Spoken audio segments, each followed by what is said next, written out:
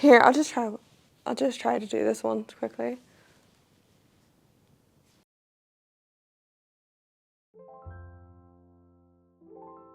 Looking into sight loss, I'm Rachel O'Connor and I wanted to talk to you about sight loss and what it means to be partially sighted.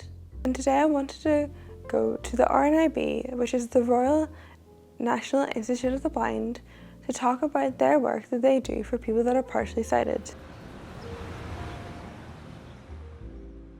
When I was in the RNIB, a member of staff who wanted to remain off camera decided to talk to us to explain the RNIB shop and all the aids that they offer to people with low vision.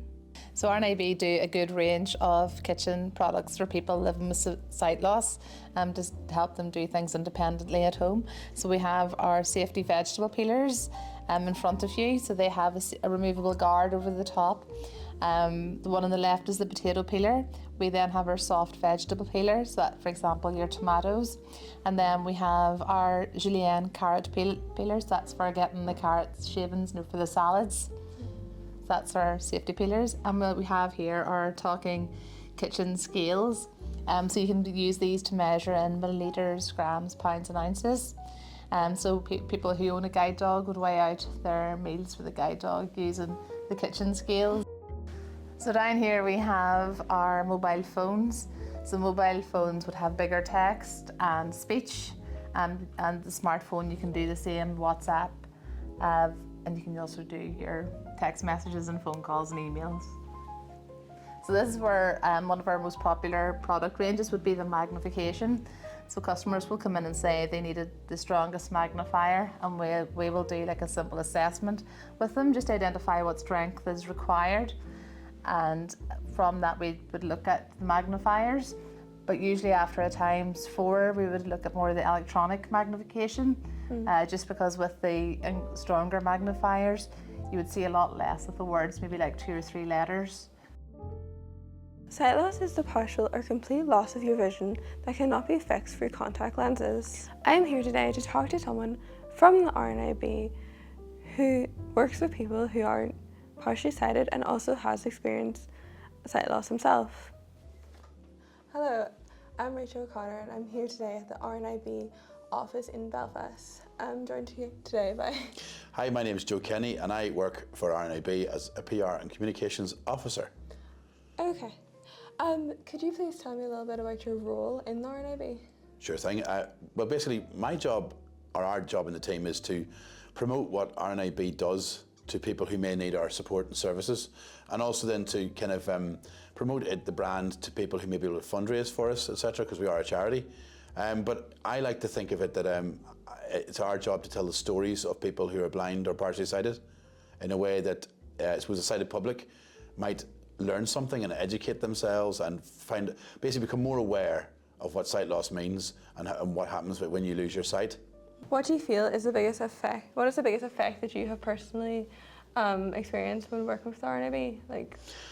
I mean, there's so much to talk about because RNIB offers so many services. I suppose everything from campaigning and policy work with key decision makers like the government and statutory bodies, through to like basically people who work with families who have just experienced sight loss, or someone who's just lost their job because they can't see enough to do the job anymore, or perhaps somebody who's really struggling to rebuild their life after they've lost their sight. And I've seen personally so many examples of people who've started out with the attitude of, my life has ended, I can't see, it's not the same, I don't want to carry on doing what I was doing before, to slowly realising that there's so many of us out there who, you can do whatever you want to do really, it's just about doing it slightly differently or getting support to maybe look at things that might help you to do it. For example, say, I don't know, if you're into cooking and maybe you need to carry on cooking, well, a lot of people think, well, if you can't see, then you can't cook. Well, that's nonsense. Of course you can. You just need to get support and learn it a different way, But for you personally, could you tell me about any accommodations that has to be made for you? Sure. Well, I mean, as I say, I'm totally blind. My sort of phrase is I'm as blind as it gets. I have zero light perception. So I can't read a screen, or I can't read print text or see lighting of any kind. So I have to then use what's known as a screen reader on my computer and on my phone or tablet, and that's a little voice that basically reads what people would see on the screen. That's one thing, and through the Access to Work program, that's a government project that basically they will help fund reasonable adjustments for people working who have a disability.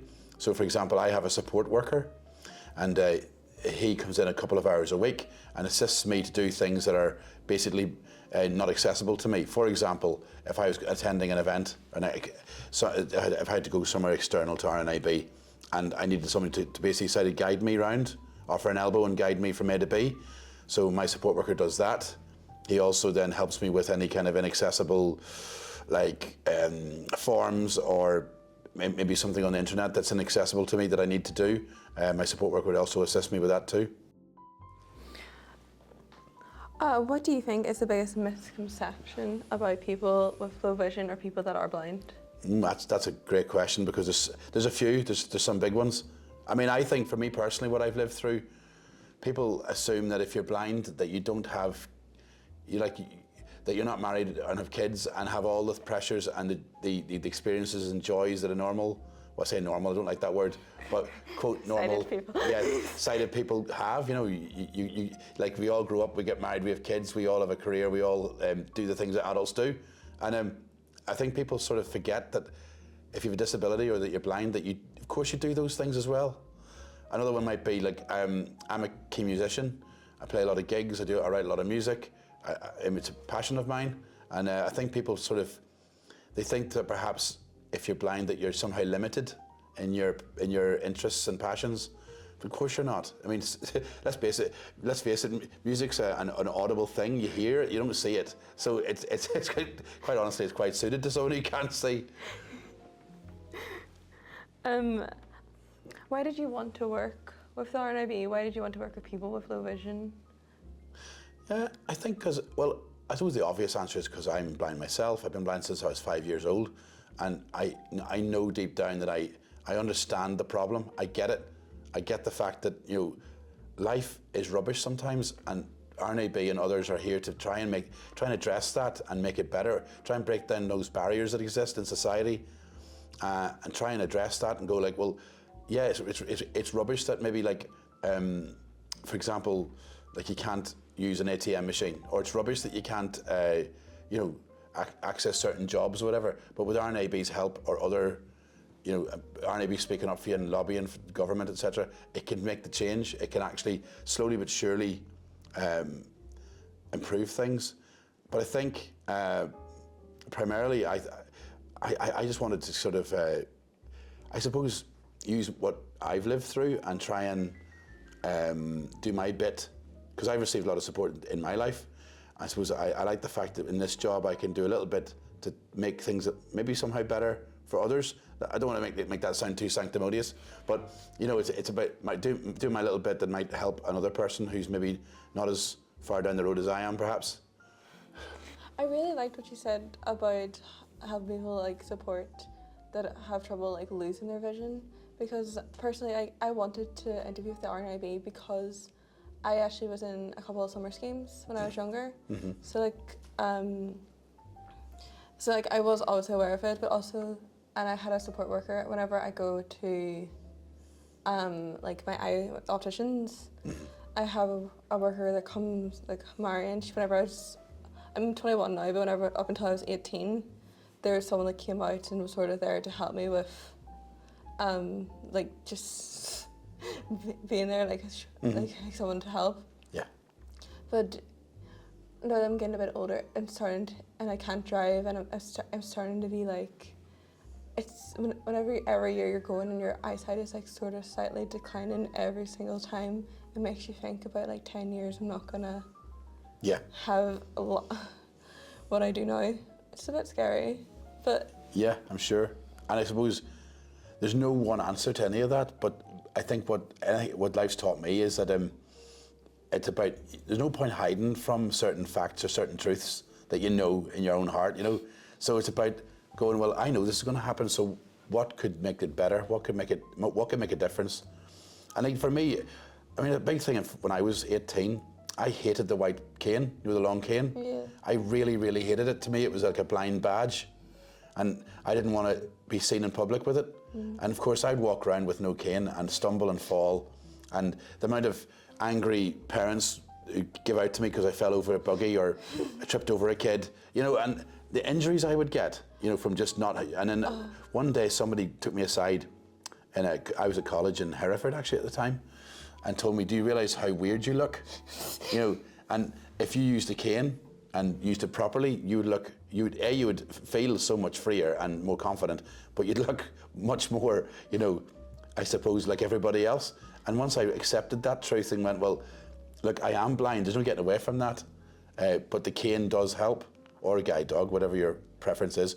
And it's about kind of having the kind of mettle to say, well, I have to accept this, but there is a way forward. There always is. There always is a way forward, whether it's asking for help, or going and reading a book that will help you, or go and finding other people who've maybe been through something similar who can maybe give you a bit of a leg up and go, look, I did this, try that, it might work for you. Thank you for watching.